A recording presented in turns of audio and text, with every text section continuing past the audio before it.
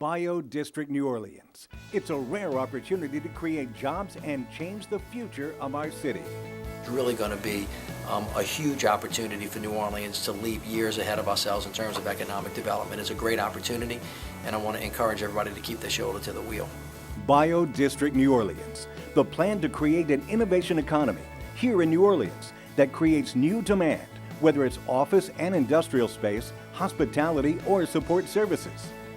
We're going to measure success by the employment of New Orleanians. Success would be, number one, would be increasing the number of bioscience companies that are in the city, particularly in the BioDistrict area. We'd see younger people wanting to stay in the city after they finished high school or finished college, and people from other universities would be attracted here. BioDistrict New Orleans is a 1,500-acre area of downtown, mid-city New Orleans. It's home to the new University Medical Center and the new U.S. Veterans Affairs Hospital. Obviously, the key here is to leverage the huge investment that's going on in the two hospitals. $2.3 billion in being invested into two state-of-the-art medical facilities. That investment needs to be leveraged out into the whole community, not just in terms of creating a physical place, but economic investment, job creation, educational opportunities, neighborhood retail opportunities. That's what BioDistrict New Orleans will do. The mission of BioDistrict New Orleans is to become a global bioscience hub where university research is supported by capital investment, workforce development, and quality health care, medical education within a sustainably built environment. For us, it means economic opportunities in the innovation economy. The master plan is laid out. It calls for the universities to continue working in a coordinated collaboration with the city, the state, businesses, foundations, and citizens to seize this once-in-a-lifetime opportunity. I think we have a chance to succeed. And the reason is because I see a lot of collaboration between Tulane, LSU, and Xavier, and Delgado and Dillard, and and other universities coming together with a commitment that we have to change the structure of the job market and the employment market of the city. And in order to do so, we need to develop the biotech and the high-tech industries. The collaboration is already paying off here. Long before the new hospitals open their doors, researchers at Xavier and Tulane are working with researchers at Tufts University in Boston. Nanotechnology developed here is helping with the time release of an otherwise toxic drug. This will one day be used in your personal medication. This and other cutting-edge collaborations will be funded by industry investment in New Orleans. We're already starting to discover. We're already starting to see the biopharmaceutical industry looking to New Orleans as a result of this relationship to actually invest in this city, and that's something we haven't seen since the 70s. Those little discoveries and new relationships will lead to big jobs. When you look at jobs, it's not only doctors and researchers, it's all the other healthcare professionals, there's the research technicians that work in the lab, so there's lots of different jobs. And then when you think of all the other infrastructure that's required to support this operation, lawyers, bankers, and everyone else, there's a ripple effect that will really roll through the whole community and really create large amount of jobs throughout the community and the state. You are able to attract companies that see you have the talent, their families that they'd like to locate want to come because now you have an economy that's going to strengthen your schools. You cannot have a full gamut of employment and attract talent unless you have the opportunities for the talent. Entrepreneurs, because they're interested in developing new industries, or scientists, or physicians who are highly trained, will only come to the city if you have that kind of a base. BioDistrict New Orleans will create 34,000 direct and indirect jobs over the next 20 years. Many of them will come quickly, with construction, research, and new companies looking to move here because of our university science. For every researcher in a lab, there are about 7 techs working to support that researcher. As the BioDistrict grows, we are right there part and parcel with all of the other entities. There are no bounds for what we can accomplish when we work together. With buy-in from the entire community, the sky is the limit on what BioDistrict can do to transform this region. You know, when you think about who you're competing with North Carolina, Chapel Hill, Hopkins, Stanford, all these institutions. I think that what we in Louisiana have to realize is that we have to take the best of what every institution has to offer, leverage that, work together, and we can compete with anyone. The master plan for BioDistrict New Orleans is a whole plan. Great jobs, sustainable neighborhoods, educational opportunities, accessible healthcare. It's a new direction for New Orleans. But that's important to this, is that this doesn't become something that looks like it was dropped in by a spaceship. It's important for us to look like New Orleans, feel like New Orleans, and contribute to our own society. the payoff is huge if people collectively get behind this plan and help drive it into the future. New investments, new jobs, increasing university research, and building up our local tax base. A successful BioDistrict is a successful New Orleans and Southeast superregion with an economy for the future.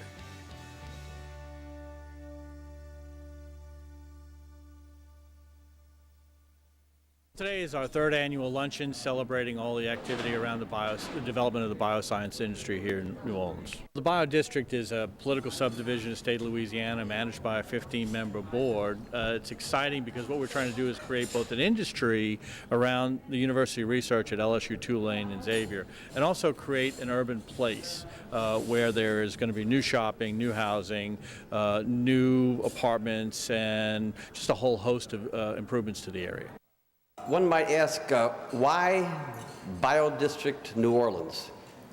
Well, before Katrina, a number of us were asking the question, if we're going to really promote economic development in the city of New Orleans, where do we do it?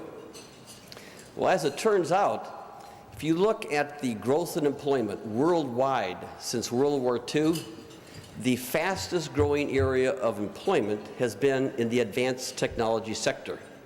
In fact, today, with the employment rate as high as it is across our country, you'll find that there are all kinds of jobs across the country going unfilled because we don't have the individuals who are trained, who are scientifically literate in order to work in these advanced technology industries. Now, if you're looking at advanced technology industries, there's three things a city needs to have to be able to attract advanced technology industries. One, of course, as always, is a workforce. And GNO Inc. actually did a study, again before Katrina, and we ranked, the city of New Orleans ranked very, very high. I think it was among the top 13 in the country in terms of our biosciences workforce.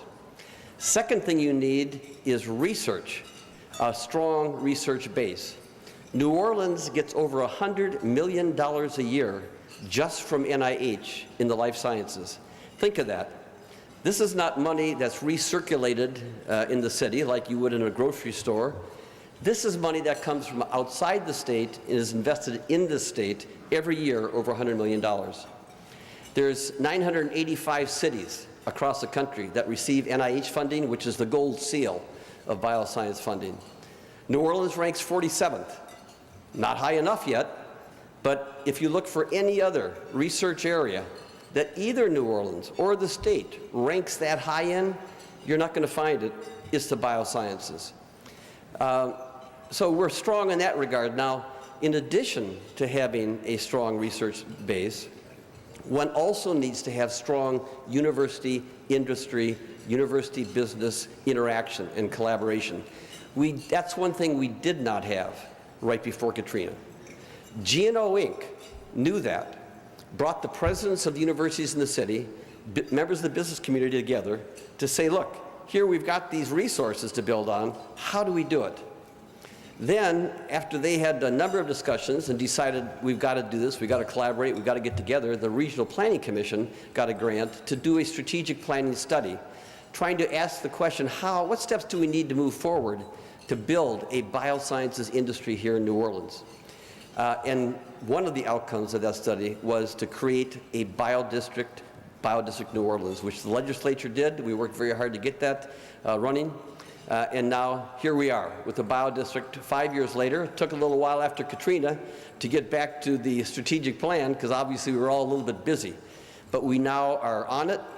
And now the key is for the economic development organizations in the city, like GNO Inc., like the Regional Planning Commission, like New Orleans Business Alliance, like the New Orleans Bioinnovation Center, to work together to focus on this area, and let's bring about success. Because if we do, we will build one of the best and one of the most creative bioscience industries in the country. Thank you. So I'm going to take you from there on a little bit of a journey. Once this was organized, following the meetings we had with the RPC and about 50 stakeholders, we traveled to St. Louis, and we came back and we did an analysis of the 3 existing organizations, one being the BioDistrict, which hadn't really gotten off the ground yet, NORMC, which had been around a number of years, and even an old organization called HEAL, the Health Education Authority of Louisiana, which is still in existence today, owns a parking garage on LaSalle at Perdido. So if we could go to some of the slides. The first thing we did was to show to develop a mission statement. You know, when you start a public agency like the BioDistrict, no one comes down from Baton Rouge and has a little briefcase for you and says, here's how you do it, here's the steps of what you do, and here's a check to get you started. We actually had to figure that all out. And we are a political subdivision. You know, you could liken us to the dock board, to the school board, to the Louisiana Superdome Commission.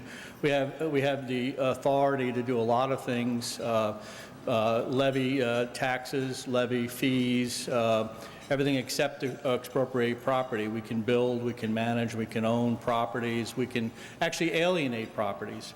So the first thing we did was get all of our commissioners together and work through a mission statement. And so this is our initial, our current mission statement. We've worked through a couple of iterations as we've gone along. So what does a BioDistrict do? And as you can see, we really kind of pinned it down based on the legislation to a couple of things. And a livable, connected bioscience hub was one of our first goals. Business Facilities Magazine recently identified Louisiana, and specifically the BioDistrict, as number 10 in the country as an emerging bioscience hub. We also are focused on creating jobs, and when I say jobs, I mean jobs for New Orleanians. I make the distinction about that because I think that this is a chance for us to turn our own economy around and employ our own people and not try to import talent into the city. And we've got to train people and get them ready for the future jobs. Building new partnerships and collaborations with the universities is well underway, and it's something that we are starting to see some benefits already just in the few years we've had it. We've built also an amazing collaboration. You look at all of these agencies to get them all working together on grant applications, on joint programming, on just understanding how we can work together and how we can maximize each other's missions so that we're all in sync and we do what's best for the community. So the first thing we had to do was figure out, well, really, is there any feasibility to this idea? The storm hit, and a lot of the researchers we had at the universities didn't return, or some of their research had been destroyed. So we actually had to figure out, first of all, what's the capacity, what's the issues, what are the areas where we could actually get into this game, and is it feasible for us to get in this game? So if you look at this chart, this is really kind of an analysis of the areas that we think we really can excel in. Starting at the top, the industrial area. You know, biofuels, you don't think of New Orleans, an urban community, as something that there's a potential for that, but there is some potential for that. If you follow the model of an Amsterdam or a Copenhagen or a Portland, there is actually a possibility of us doing that in an urban setting. Pharmaceuticals, there will be a day when pharmaceutical manufacturing will be brought back to the United States, and we need to be in a position to take advantage of that with the port, with the availability of gas. We actually can be very competitive in that area. Informatics is an area that I think we have a tremendous amount of growth opportunity. We haven't marketed ourselves to this at all, but when you think of health information technology, every one of us by 2014 is going to have an electronic health record on ourselves. With the 35% digital media tax credit, that really is a home run for us to be able to recruit, a real golden opportunity, I should say, for us to recruit companies, and a home run for them in that we're giving them a significant tax credit to locate here. Medicine, you know, most people don't think of that there's actually 3 types of medicine. The translational medicine is one that is a bench-to-bedside model. You know, who is the researcher that's working on the research that's relevant to your particular disease, cancer, chronic heart disease, or lung disease? Who is the best in the world, and how do you connect to that person is the issue, and that's what translational medicine provides for, a direct link. I happen to be Irish American. There is very little research going on about an Irish American at Tulane, LSU, or Xavier. But Boston and New York, where I'm from, there's a lot of research. So how does my doctor at Touro connect to the researcher in Boston or in New York that's researching my gene pool? We don't have a way of doing that, and this is really an opportunity for us, again, using the digital media tax credit. And then finally, in the environmental area, we've gone through and looked at, you know, smart streets and how we can live with water, and in the architecture firms that we've selected to assist us in developing the master plan from here out, one of the criteria is to be engaged and understanding and have an understanding of how important that is. So we want to make sure that we are using the latest in techniques in water management, for instance, and solar power, et cetera. So these are the areas of strength when we finished our analysis that we're really very competitive in. In all of these areas, we have excellent research. You don't think of us as being a center for cancer research, but actually in certain categories, we are a leading area. We have the Pennington people here today who are leading worldwide authorities on diabetes and on nutrition. That's a big area. Nanoprotector, even the nanoparticle drug delivery, Xavier University has significant research in that area. You don't think of us as being that, but yet we are. And so when you hear us talk about being a global hub, don't think of us in terms of this big, expansive, you know, Houston Medical Center type development. Think of us really as a series of centers of excellence where people are coming here because we have the best research in that area or leading research. This is a slide speaking to what I talked about earlier about the various areas within digital media that we actually have some potential for. I signed a collaborative agreement with a major convention that's coming here that's actually going to accelerate some of this between now and March. The BioDistrict, when we started, actually looked like this. This is some information that we got from one of our consultants, GCR. The red dots represent properties that as of October 2011 did not have power or utilities, power or postal service. So at that point, and I don't know if Jeff Hebert is here, Jeff may not have picked it up yet, and it may not be on the official blighted property list, but what I learned from Jim Singleton years ago was that if you don't have power and you're not taking care of your property and you don't have postal service, sooner or later you're going to end up on that list. And so when we look at Mid-City, there is an incredible amount of opportunity, not necessarily something that the BioDistrict is going to undertake, but it's something that we see as an opportunity for people to go in and invest, and people to live in those homes and actually walk to work or ride public transit to work, and it was an incredible opportunity given the amount of vacancy. So that's how this master plan developed, which Bill Vitek is going to cover in greater detail. So some of the benefits to the community, obviously the benefiting of the local eco support, those lawyers that are in this room, we have quite a few. You're going to see an increase in information in intellectual property filings. For the hospitality industry, we're going to drive more heads into beds. We're already starting to see that. We're already assisting you in getting more conventions to come into town. All the way down into the real estate side, we're going to see more occupancy driven by or more users and demand created to occupy existing office space. Some of our initial work has been in these areas. 80% of the University Medical Center contracts are going to local firms. The state broke that package up into 300 separate bid packages. So a $1 billion project to be broken up into 300 bid packages in order to get to locals is unheard of in this state, and it's something that we were able to work with the state and insist that they do that. Workforce development, we were able, with the information we had developed, to go with the city and the Greater New Orleans Foundation and get a grant of $300,000 matched by another $300,000.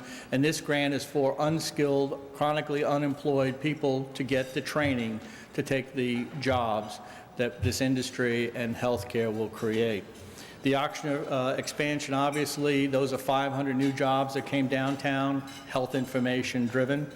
And then one job fair we held with Job 1 several years ago where we moved 76 people up the line, creating now vacancies at the lower level. And again, that's where the people that we're training then can get access to those jobs. We've done a lot of work with the startups, trying to help them find new capital and as they graduate out of the incubator, make sure they stay within the district. Some of our education roles, you know, my friends at Delgado know that they're near and dear to my heart. We have to expand Delgado College downtown. We need to double the size. It is already a premier facility. It is ranked number 24th in the United States. It can't go any higher because it doesn't have any more space. It's a critical element in the development of this industry to have those skilled workers produced, and Delgado needs to be a priority. The Math and Science High School needs to be a priority.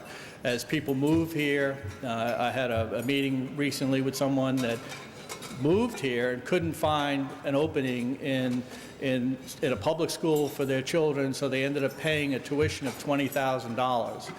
We're not going to be able to do that every day, and that's going to impede our ability to attract industry. So getting the Math and Science High School is important. The Booker T. Washington High School, which has historically been a VOTEC school, actually getting its program to move towards biotech and healthcare is something that the RSD and us have discussed, and we want to continue to see it occur. And then, as Gene said, the more collaboration with the universities, we're starting to see that, and we're going to hear a little bit later about the Tufts Tulane Xavier connection. This is a statewide effort when you think about it, because we actually partner with Pennington and Baton Rouge, and we partner with Louisiana Tech in Monroe and Ruston, rather. And this is really an industry that's a nascent industry, that we have a lot of talent at the university level that we haven't learned to commercialize. And that's what's going on here, is commercializing that industry. We already, at this point, represent about 14% of the workforce throughout the state of Louisiana, and we expect that to grow over the next 5 years. This actually started before Katrina. The city of New Orleans, of course, wants to develop itself economically. One of the fastest growing areas of employment internationally since World War II has been in the advanced technology industry. So we were asking ourselves the question, what advanced technology industries can we attract here in New Orleans? We need three things to attract advanced technology industries. First, you need to have a strong research base. Second, you need to have a strong workforce. And third, you have to have strong university industry reactions. Before Katrina, a study was done by GNO Inc. And found that we do have a strong bioscience workforce. Secondly, the strongest research base we have is in the biosciences. We receive $100 million a year in funding just from NIH for the biosciences. If you look at the ranking, there's 985 cities that receive NIH funding, which is the gold standard for biosciences. We're number 47 in the nation in that regard. So the GNO Inc. Before Katrina brought together the university presidents, heads of industry, sat down at the table, asked the question, how can we grow the biosciences? It seems to be a strength. So they then teamed up with the Regional Planning Commission that got a grant, did some strategic planning, came out, decided step one, get a BioDistrict, and then we had several steps after that of what to do. So we got that. We've been going now since right after Katrina. And we've already pulled together a lot of the organizations of the city. It's the first time in the history of this city that universities and industries have actually pulled together into a team to actually go after advanced technology companies. There's no other organization in the city that does that. That's the unique thing about the BioDistrict. What potential do you see for the BioDistrict of New Orleans? What you're doing is this is a major, I would say coal coming from Pittsburgh, but a major oil find right here. This is the raw material. This investment, $2.2 billion in technology-oriented institutions like the hospitals and the universities, the underlying research of several $100 million that will be going into that. That's the raw material. How do you take advantage of that to commercialize that research into startup companies or companies like Google or somebody else that will want to be connected to that research and would open facilities here? We see it happening all over America now, all over the world for that matter. You are putting the raw materials in now as a community. The civic, the political, and the university leadership need to come together and to build the infrastructure to take advantage of that.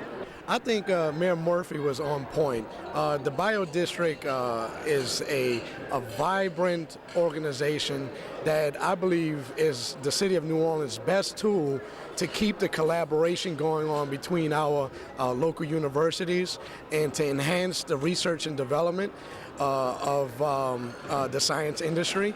I think in the future we have to learn to retain our research and not have it outsourced to different parts of the country.